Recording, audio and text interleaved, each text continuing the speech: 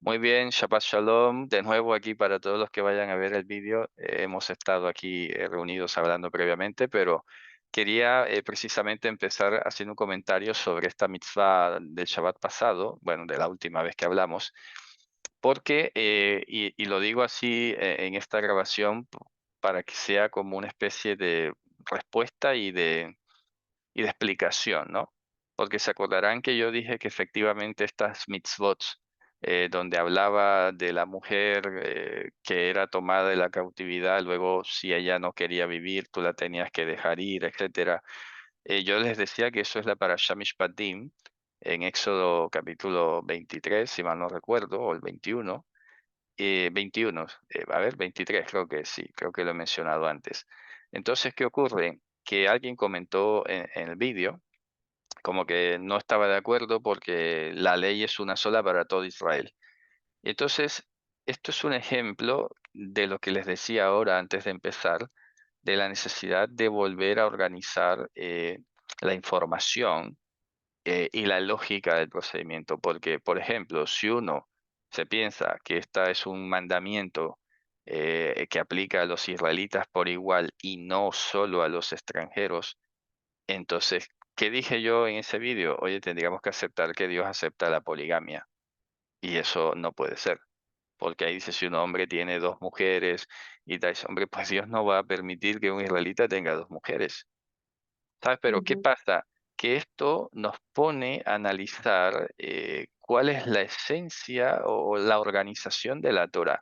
Porque miren, precisamente por una lógica muy similar, alguna vez tuve una discusión con alguien porque dijo lo siguiente, como yo dije, por ejemplo, que los sacrificios ya no van más, y es así, no lo digo yo, lo dice el Evangelio, entonces decía que si los sacrificios ya no se hacían, entonces pues ya la ley tambaleaba, porque tú no puedes sacar un versículo de la ley, si tú anulas un verso, un mandamiento, entonces toda la ley se anula.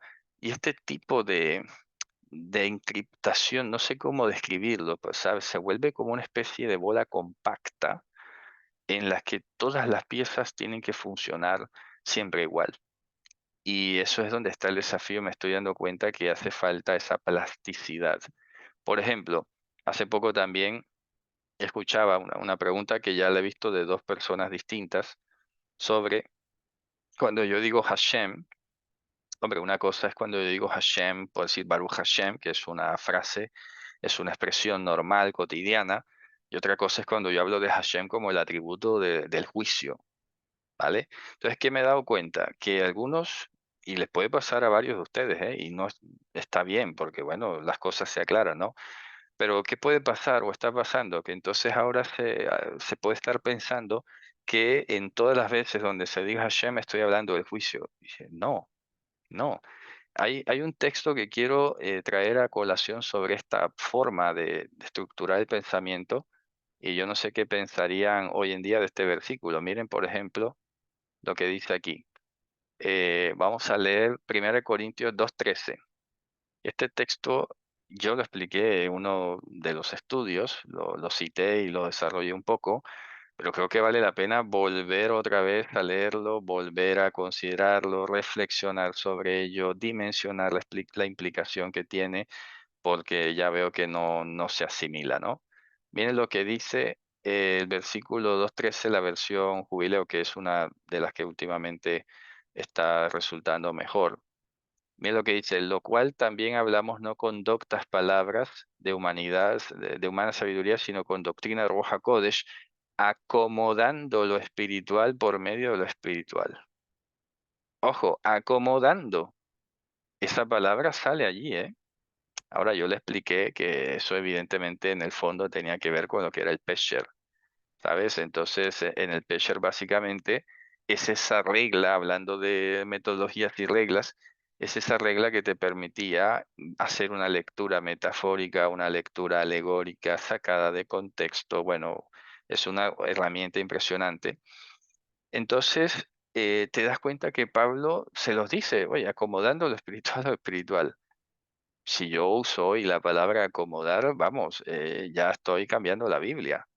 Y eso nos devuelve al Drash y eso nos devuelve a los métodos interpretativos. Entonces, ¿qué pasa con esto? Que precisamente no podemos nosotros, no sé cómo más decírselos, ¿no? Me disculpan, pero uno no puede tener ese pensamiento de corte rígido, entonces ahora que siempre es Hashem, ahora es el juicio en todas partes. De pronto no digo Baruch Hashem porque entonces bendito el juicio o cosas por el estilo. No, no, no, por favor, no tiene nada que ver. Hay que acomodar lo espiritual a lo espiritual. ¿Qué significa? Cuando estoy hablando de contexto teológico es una cosa, cuando estoy hablando cotidianamente es otra cosa. Y fíjense que esto me permite volver a mencionar algo que he publicado o he dicho en algún momento. En la época del Talmud, y hay un dicho en el Talmud que refiere lo siguiente, que no todo el que hablaba hebreo podía entender la Biblia. Alguna vez expliqué sobre el Leshon HaMikra, ¿se acuerdan? Que una cosa es Ibrit, la lengua hebrea, o Yehudit, que es la lengua judaica, como sale en el libro de Isaías, pero otra cosa es Leshon HaMikra, el lenguaje de las escrituras. Y es ahí donde yo veo el principal conflicto. De hecho, interactué con una persona hace poco y me decía, pero es que lo que usted dice no sale en ningún diccionario. Dice, hombre, normal, normal, porque esto es teológico. Y ahí es donde me doy cuenta que es lo que se ha querido erradicar del estudio bíblico. Y la gente no sé por qué le ha tomado cierto pavor o aversión a la parte teológica. Pero es que es ahí donde está todo. La teología en este caso me refiero a ese andamio de fondo, esa estructura de fondo, una estructura lógica sobre la cual luego puedes llegar a ver en tres dimensiones, o sea, el fondo de la escritura. ¿Sabes? Por ejemplo, los grandes supuestos lógicos de la Biblia. Dios es solamente bueno. Ah, entonces cuando mandó a matar a los niños, entonces no es bueno. No, no, es bueno siempre. Dios es bueno. Eso es una teología. ¿Ok? Teología, entiéndase en mi lenguaje, pero que sé que muchos que estudian teología lo saben, es una regla fundamental, trascendental de la escritura de principio a fin. Dios es solamente bueno. Todo lo demás que te parezca que es malo, pues tienes que estudiarlo, porque nunca puedes terminar concluyendo, ahora concluyo que Dios es malo. No. Si concluyes eso, pues ya no puedes creer en el Dios de la Biblia, en el Dios del que se ha revelado allí.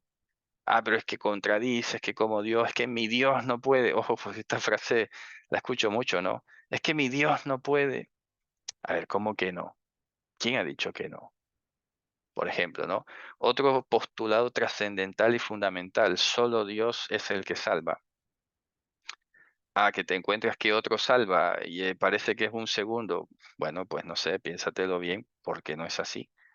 Miren, el libro Apocalipsis me estoy dando cuenta hoy, casi tal vez 5 años después que luego que está el estudio publicado allí, está más que vigente, se los digo sinceramente, hay que volver a estudiar Apocalipsis.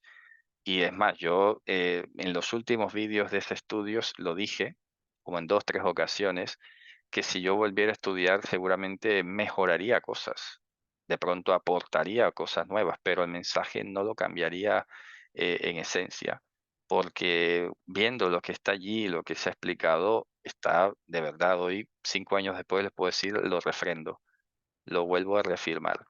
Y cada vez más claramente, cada vez con más conciencia, con mejores formas de decirlo. Hay cosas que inclusive con el tiempo, en la medida que voy interactuando, voy recibiendo la capacidad de decirlo más fácilmente. Yo sé que a veces cuando hablo y me lo dicen en persona, con la confianza del mundo, me dicen, es que yo no te entiendo a la primera. Yo sé que no se me entiende mucho, no sé cómo hablo, pero no tengo otra forma de hablar.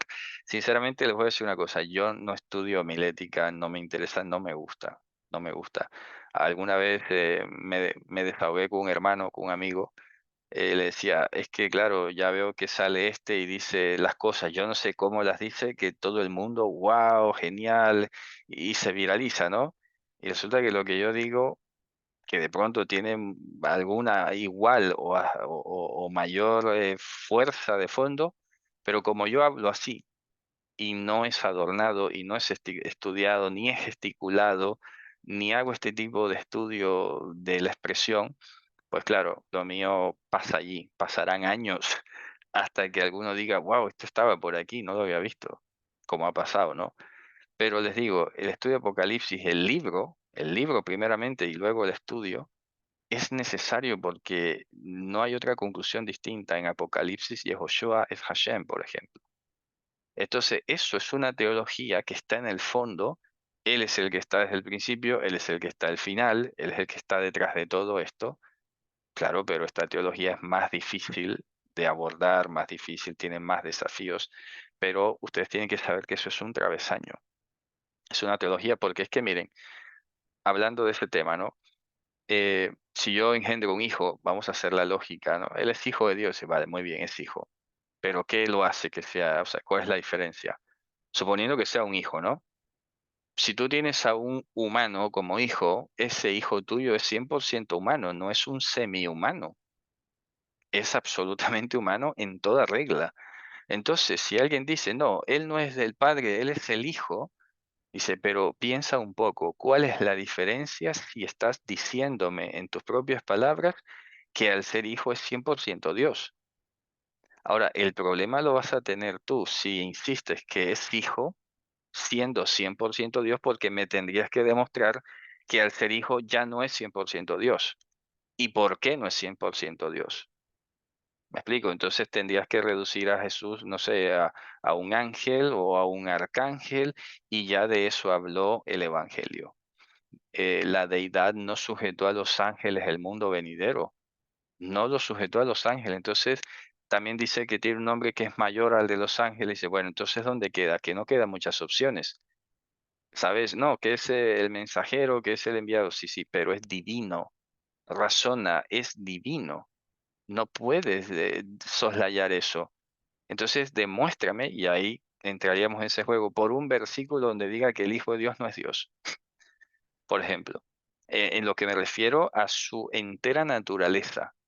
Entonces tendrías que terminar aceptando que hay dos dioses, o sea, dos seres Dios, vamos a decirlo así. Entonces ya sería la binidad, ¿vale? Ya no sería Trinidad, sino binidad, ¿vale? ¿Y qué haces con dos personas en el cielo? Ahora, no hay ninguna duda que en uno de los dos, el Padre y el Hijo es corpóreo, sin duda alguna, porque subió corporalmente a los cielos, traspasó corporalmente los cielos, y los ángeles dijeron, así lo verás venir. Muy bien, entonces el sistema teológico Padre e Hijo queda con unas deudas y unos vacíos tremendos, porque está aceptando que hay dos seres divinos, dos seres Dios, y uno sin duda alguna corpóreo. Muy bien. ¿Y qué más? Porque no hay más nada que decir. Ah, que el Hijo es menor, pues no, ya no es menor, porque es 100% Dios, porque si no estaríamos trastocando las leyes de la lógica, ¿no? Entonces ya tu hijo ya no lo vas a ver con los mismos ojos, porque ya tu hijo ya no es un humano, ya es un semi-humano o un humano de menor categoría. ¿Sabes? Es ahí donde les digo que las personas no están razonando, no están razonando. Entonces, con esto vuelvo a lo que estaba comentando sobre este mandamiento. Nosotros tenemos que comprender, y alguna vez lo expliqué, que la Torá está llena de códigos. ¿Ok? Vamos a ver esto, que esto es como una... Voy a pisar la clásica, es que inventan cosas con el Zoom. A ver, vamos a comprender lo siguiente. En alguna vez he mostrado que la palabra Torá ya sale en el libro de Génesis, cuando Dios le habla a Moisés y le dice, yo sé que va a guardar mis torots, sale en plural, torots. Ya esto nos tiene que decir algo. Génesis. Luego les puedo mostrar los versículos. En Éxodo, previo al Sinaí, estoy hablando entre el 12 y el 14, por ejemplo, hasta el 16, si mal no recuerdo, en todo esto también se dice Torah y mitzvot. Y se está hablando de la Torah, y está antes del Sinaí. Acuérdense, no pierdan de vista que lo que es los 10 juramentos y todo lo demás se empieza desde el Éxodo 19 en adelante.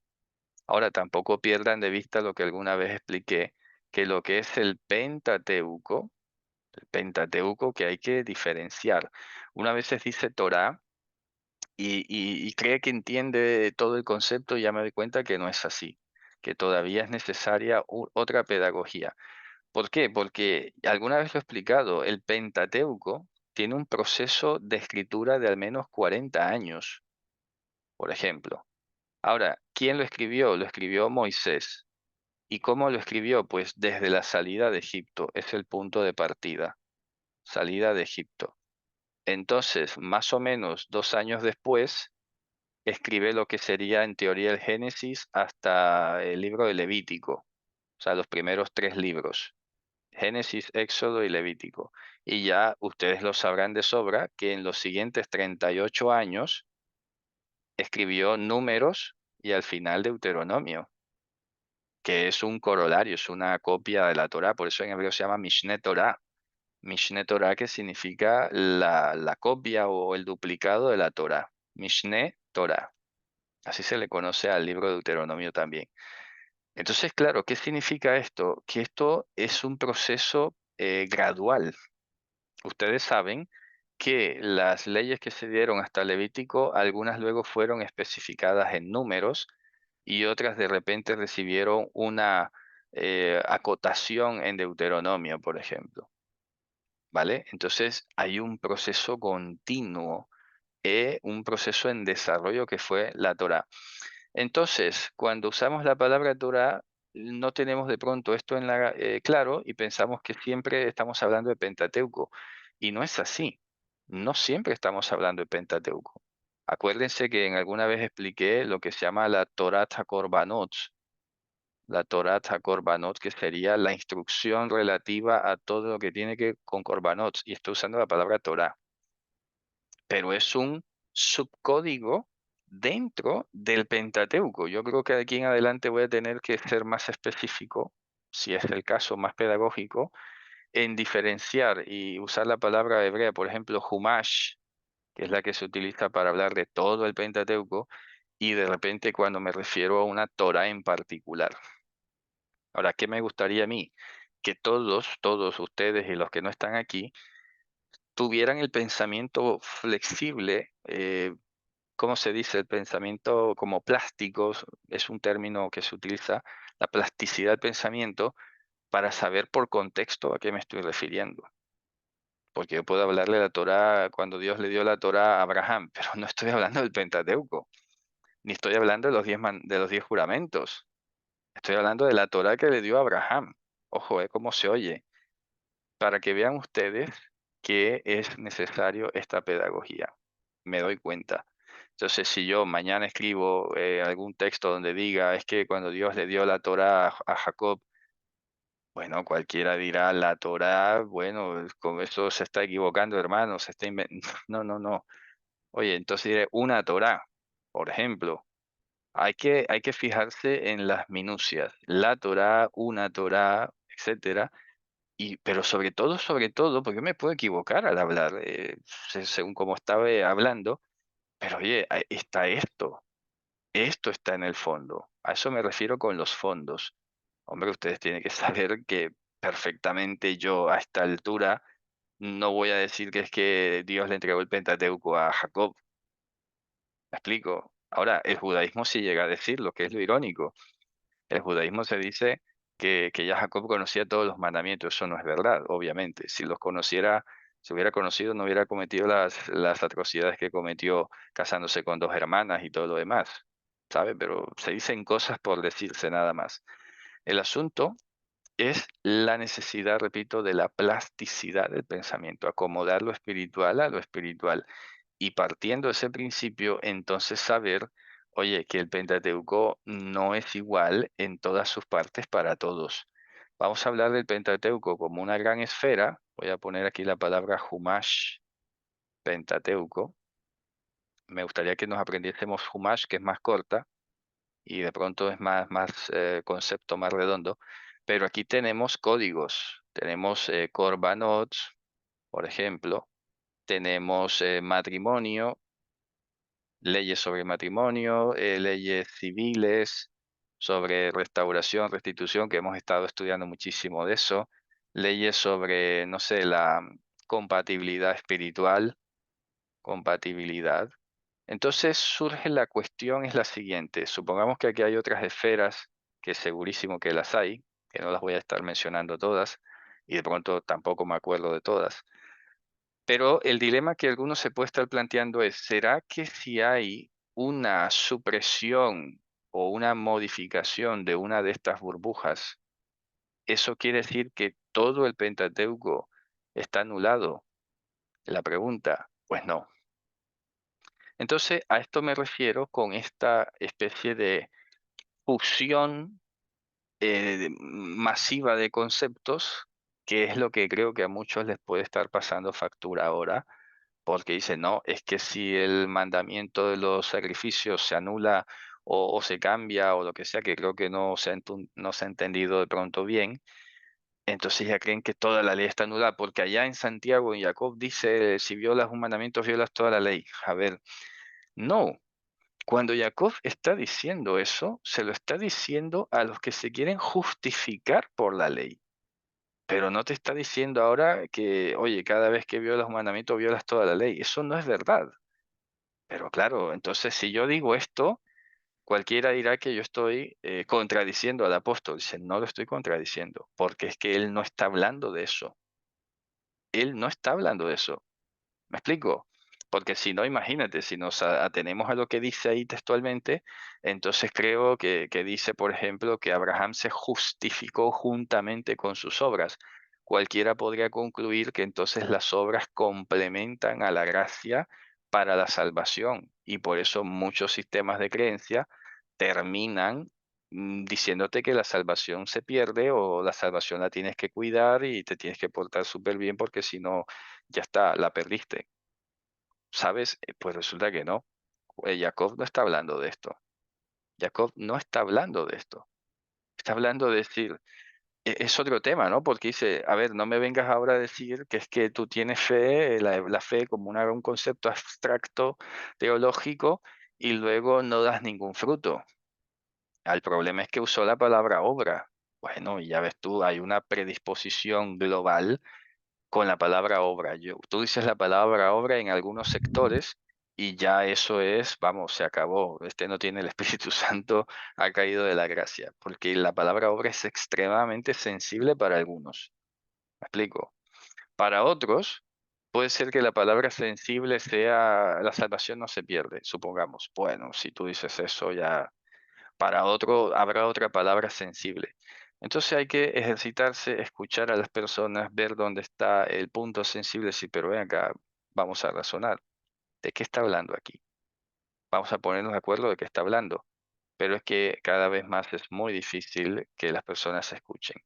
Entonces, volviendo a este tema del esquema de la Torah, y quiero que sea un repaso para todos. A ver, es que no sé por qué sale este invento del Zoom ahora. Quieren mejorar las cosas y las terminan estropeando.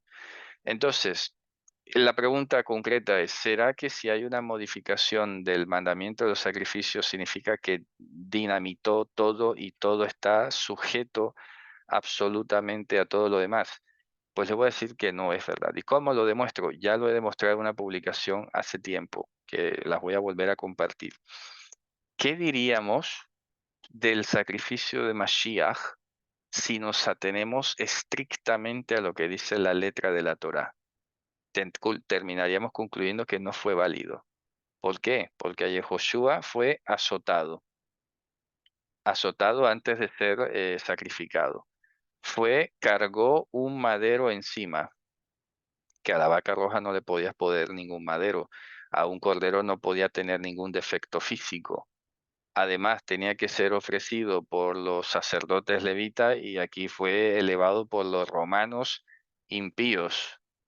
¿Me explico? No, no fue un levita el que lo colgó allí en el madero. ¿Me explico? No, no, para nada. Además, inclusive, en sentido casi figurado, fue desnudado sin haber muerto. Por ejemplo, que el animal normalmente se desvestía después de haber sido degollado, ¿no? Era parte del orden lógico. Y por último, su sangre no entró en el templo, literalmente hablando. Entonces, este tipo de razonamiento, repito, fusionado, inflexible, puede llevar a alguno a pensar y decir, ahora he descubierto que el sacrificio de Jesús no fue válido, porque no cumplió la ley. porque no cumplió a rajatabla lo que dice aquí. Fíjate que sobre los corderos, si vamos a hablar de Jesús como el cordero, pues tenía que ser de un año, él no tenía un año evidentemente, entonces no cumplió ese mandamiento. Sobre la vaca roja tenía que ser quemado, él no fue quemado. ¿Me explico? Su ceniza no fue mezclada con agua. Todo eso lo expliqué hace rato. Entonces, ¿qué concluiremos? Que es inválido su sacrificio porque no cumplió la ley. ¿O no? Estamos viendo una especie de superposición de capas teológicas y llegamos a lo que mencionaba hace un momento. Todos ustedes tienen que hacer el ejercicio mental, intelectual y también espiritual de plantearse siempre esto. Tengo una lectura literal y tengo una interpretación teológica espiritual. ¿Qué prevalece? ¿Qué prevalece? Y lo que acabo de decir, yo creo que lo responde lógicamente, ¿no? Oye, prevalece lo espiritual. Porque entonces Yehoshua está en un solo sacrificio, involucrando el cordero de Pesaj, es una cara, la vaca roja, que es otra cara, sacrificio por los pecados, que es otra cara, los corbanos de los pecados son diferentes al de Pesaj y es diferente a la vaca roja. ¿Me explico? Entonces, el corbán de Mashiach es un corbán ecléctico, que no puede estar sujeto a ninguna ley en particular, pero cumple todas a la vez. Esto es una genialidad, te lo digo, una genialidad de la revelación de Dios, pero que fácilmente se puede estropear si es que dice, no, es que aquí no pone que él tenía que hacer esto, o es que mira, no cumplió la ley porque aquí tal cosa. Cuidado, ¿no? A eso me refiero con el pensamiento inflexible o no, que no se ha ejercitado todavía en acomodar lo espiritual a lo espiritual, lo teológico con lo teológico. Y hay que saber transitar y saber, claro, estoy hablando teológicamente, pues estoy hablando aquí. No es lo mismo decir que Jacob es hijo de, o no sé, es hijo de Isaac, por ejemplo, literalmente, que hablar en sentido espiritual que fue el heredero, que hablar en sentido espiritual que él fue el depositario o el portador de la promesa. Mira que son tres niveles distintos. La literalidad no deja de estar allí, pero esa literalidad luego no explica otros niveles de entendimiento de la escritura. Entonces lo que hay que hacer es eso. La lectura literal está allí, pero luego te das cuenta que no te puedes quedar siempre en la literalidad. Tienes que ir incorporando metáforas, alegorías, sentido espiritual. Ojo, lo que Pablo hizo de la alegoría de Sarai Hagar es espectacular, porque él está tomando esa situación literal y está sacando, edificando sobre ella un mensaje teológico. Y termina diciendo contundentemente que Agar representa la Jerusalén terrenal y Sara la Jerusalén celestial. ¿De dónde se saca eso, Pablo? Eso no lo dice en ninguna parte. No dice en ninguna parte eso, ni en los profetas dice algo así. Pero entonces, ¿qué diremos? Ah, es que él sí lo puede decir porque es el apóstol. No, no se trata de que sea válido porque lo haya dicho por ser apóstol. Es que cualquiera de nosotros hoy puede hacer una construcción similar, pero que hay una metodología para hacerlo. Eso no es arbitrario.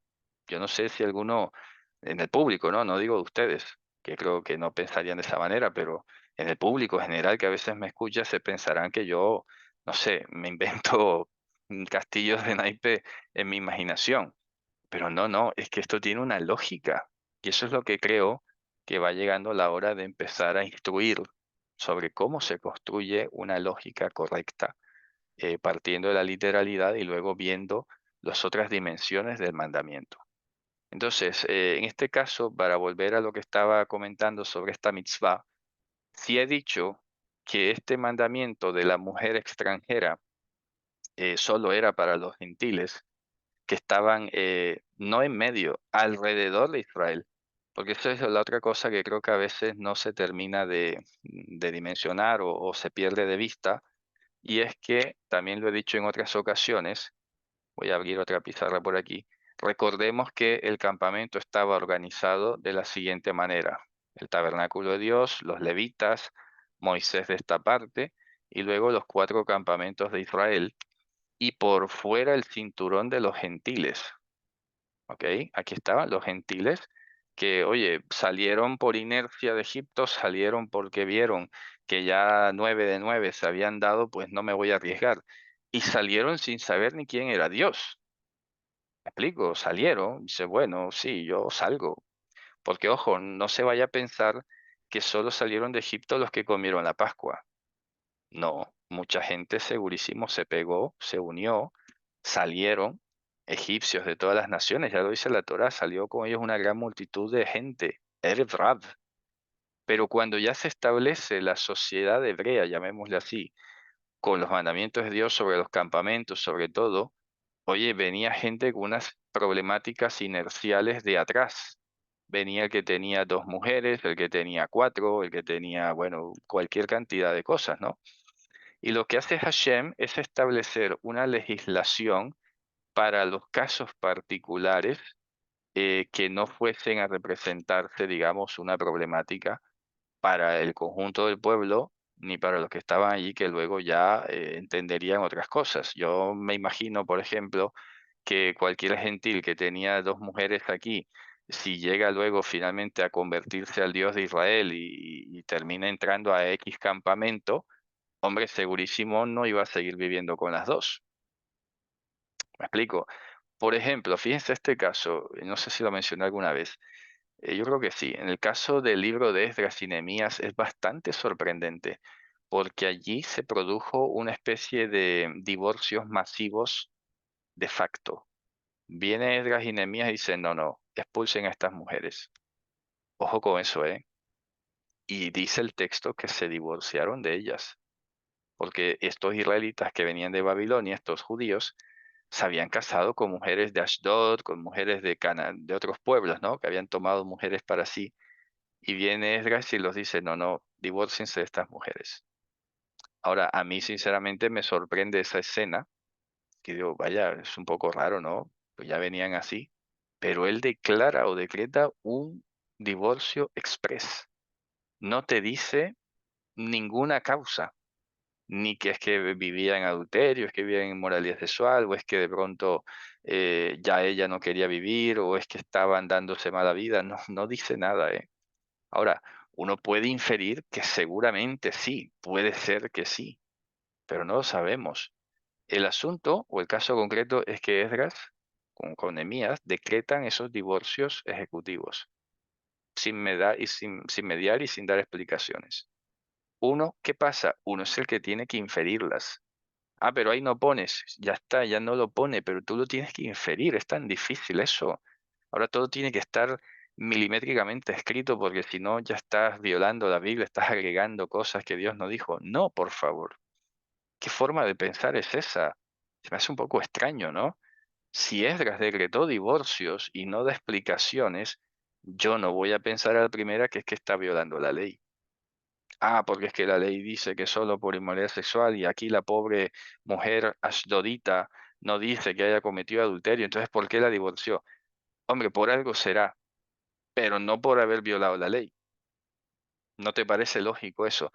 A eso me refiero con las teologías de fondo. A eso me refiero con las teologías de fondo. Lo último que uno puede llegar a cuestionarse es que algún personaje bíblico allí se saltó la ley de gratis, porque sí. Me explico, pero no. Hay una lógica implícita. Segurísimo hay una serie de situaciones que le lleva a Ezra a decir, pues mira, aquí mejor el divorcio. Ya está. Ahora, yo no me voy a agarrar luego de ese versículo, por ejemplo, para decir, es que así como Esdras sin explicaciones decretó divorcio, venga que yo los divorcio todo el que quiera. Tampoco, por favor. No se puede hacer así. Pero veo que existe mucho esa tendencia. No sé, parece que en el fondo no se quiere hacer el ejercicio de pensar, de razonar, de hacer todo esto y agarrarse cualquier texto para hacer lo que cada quien quiere hacer. ¿Me explico? Cada quien quiere hacer. Entonces, hago este comentario porque me sirve no solo para dejar esa respuesta clara allí del por qué este mandamiento no está separado digamos, o sea, no está separado de su esfera específica y se le va a aplicar a todos los israelitas. Ahora, yo me acuerdo que dije específicamente en la Parashá Mishpatim, que la recomendé que se escuchase. Si la han escuchado, sabrán que no estoy inventando, que esta regla era para los gentiles y todo el que se portase como gentil, porque es así, obviamente, te vas a portar como gentil, pues mira, esto para ti. Pero entonces, ¿qué pasa? Que eso no es ningún beneficio, porque ya lo he dicho muchas veces, entre más mandamientos adquieres, eso significa que más libre eres. Grábense esa frase. Entre más mandamientos adquieres, quiere decir que más libre eres. Y yo lo he explicado con el tema del Kohen Gadol y los Kohanim, porque entonces ya te das cuenta que el levita ya tenía más mandamientos y restricciones que el israelita común. Luego los Kohanim tenían más restricciones que los levitas. Y luego el Kohen Gadol tenía más restricciones que los Kohanim. O sea, es una especie de pirámide que se va estrechando y se va haciendo cada vez más restrictiva. Pero irónicamente, la mayor restricción es mayor libertad. Eso es contradictorio, ¿no? Totalmente contradictorio. Porque en el mundo moderno, libertad es menos leyes. Entre menos leyes me ponga, más libre me siento. Pues eso es absolutamente lo contrario. Porque la Torá, como Dios es bueno, como Dios nos quiere libres del pecado, de los impulsos, de los instintos, es lógico que tengamos más restricciones y es lógico que tengamos más mandamientos. Es normal, dice, claro, por eso es que el gentil, el incrédulo, en este caso quiero decir, dice Pedro, ¿no? Se sorprende y los ultrajan a ustedes porque ustedes no andan en el mismo desenfreno de disoluciones. A ellos les parece cosa extraña que ustedes no corran en esas mismas cosas. Claro, ¿qué es lo que nos dicen a veces? O le habrán dicho a alguno. Ah, que mira cómo mira lo que se pierde, o mira cómo se da mala vida, o mira, ¿sabes? Les parece cosa extraña. El día que entiendan nuestra libertad, la libertad que Dios da, ya dirán, ya te entiendo, ahora lo entiendo, pero de momento no lo entenderán. Así de simple, ¿no? A ver, dice aquí en un chat, lecturas mentales que me dejaron jaque mate, no tengo conflicto o corporeidad, sino en sacarme la cabeza figura un padre y un hijo. Bueno, dice, ¿cómo oras sin caer en esas estructuras? ¿En nombre de quién oro va? ¿Cómo se hace ahora las oraciones? Bueno, siempre el nombre sobre todo nombre, esa es la regla básica. Hay un nombre que es sobre todo nombre. En el nombre de Joshua. Miren, les voy a explicar eso, un pequeño paréntesis, ahora que leo ese comentario ahí en el chat, que de pronto a todos les va a servir saber esto. Segundo, esto de pantalla clásica, no sé qué es. A ver, hay una cosa rara con esto del Zoom. No sé, me ha tomado por sorpresa estas novedades que ya no sé qué, a dónde tengo que mover o tocar porque sale otra cosa muy extraña. Vaya, no sé. Vamos a ver, ustedes están viendo la pantalla en blanco, ¿no? Sí, vale, vamos a ver. Voy a seguir porque si no, no termino. Es muy raro. A ver, no se están saliendo los cursores de ustedes. Muy raro esto, una experiencia muy extraña. A ver, con lo que estaba diciendo, hay un nombre que es sobre todo nombre. Eso es fundamental. Nombre sobre todo nombre, ¿no? A ver, nombre sobre todo nombre. Esto es una teología. Entonces ya las discusiones quedan aparte sobre cómo se pronuncia, sobre qué implica. No, no, eso no lo mezclemos. Ya te está diciendo que hay un nombre que es sobre todo nombre. Pues ya está, en el nombre de Joshua. Entonces, les iba a explicar que fíjense ustedes, esto ya es lingüística. Si yo digo en hebreo, va Beshem, que hace poco hice una publicación sobre esto, literalmente se traduce viene con el nombre de. ¿Qué es lo que pasa? Que la preposición be en hebreo, una beit, tiene dos o tres sentidos o más. Significa en, con y por, básicamente. Entonces, claro, no suena igual decir viene en el nombre del Señor de Hashem, en el nombre de Hashem, Yud-Heh-Vav-Heh, a decir que viene con el nombre de Yud-Heh-Vav-Heh. Entonces, la expresión venir con es sinónimo de decir trae. Claro, es como yo te digo, viene con el pan. ¿Qué estoy diciendo? Trae el pan. Entonces a esto me refiero que a veces las personas no están razonando, no son capaces de hacer este tipo de ecuaciones y ya está. Entonces todo lo demás que tú quieras explicar ya es una manipulación, ya es una invento. No es invento, piénsalo. Venir con la compra es traer la compra. Entonces, Baruch haba Beshem Hashem, Beshem Yud He Vav He, está diciendo, Baruch es el que trae el nombre de Hashem.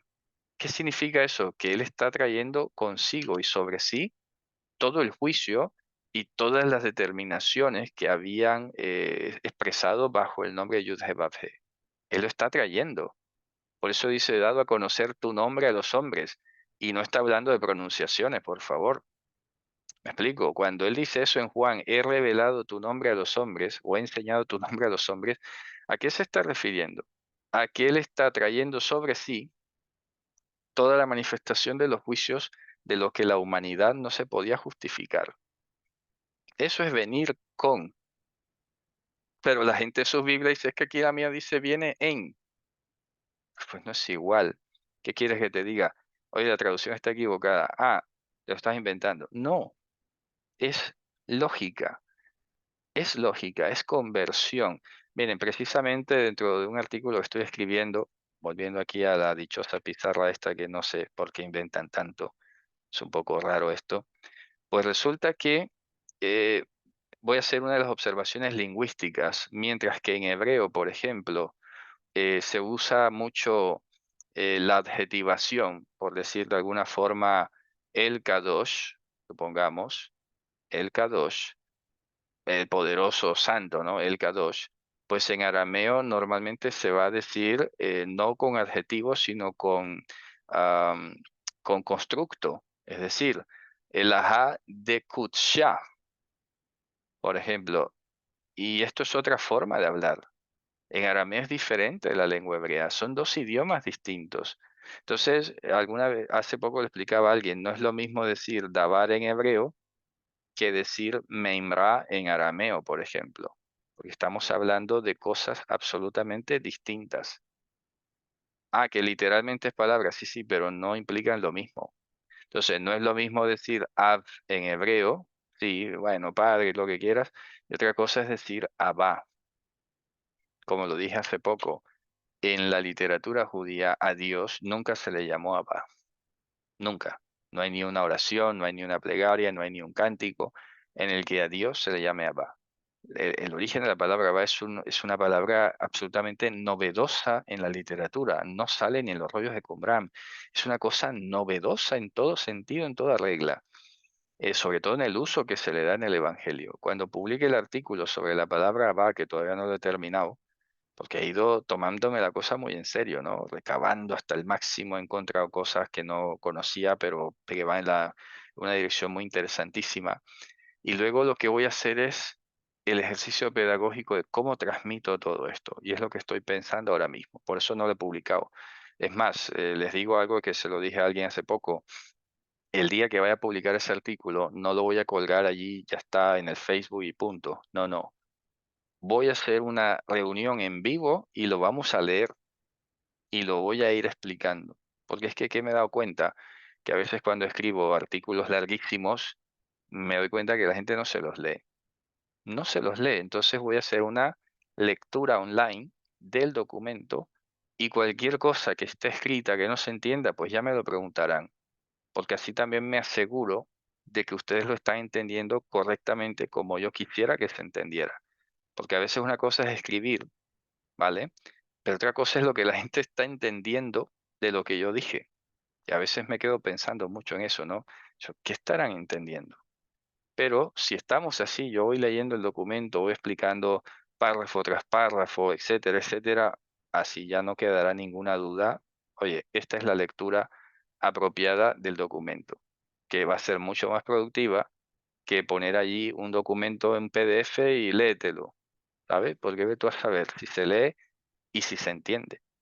Entonces, fíjense ustedes, ¿no? Estoy haciendo eso y lo estoy incorporando dentro de todo esto que les estoy diciendo, porque veo que necesitamos ejercitar muchísimo esto del pensamiento plástico, de la plasticidad del pensamiento y de lo que es acomodar lo espiritual a lo espiritual. Yo creo que con esto quiero ser muy enfático y quiero ir cerrando esta parte de hoy para que veamos cómo está organizada la Torá, para que veamos cómo fluye y cómo una cosa no se conecta con la otra, ni quiere decir que ahora toque este cablecito por acá y ya se dinamitó todo. Definitivamente no es así. Hay que tener la lógica del escritor, la lógica del fondo teológico, y saber que, oye, estas cosas tienen una razón de ser, tienen una estructura que a veces es difícil de entender. Claro está, ya lo dijo Pedro, hay algunas cosas que Pablo escribió que eran difíciles de entender, pero que al final, exactamente como dice José Amador, no es un ejercicio de comprensión de lectura, que es lo que veo que no hay.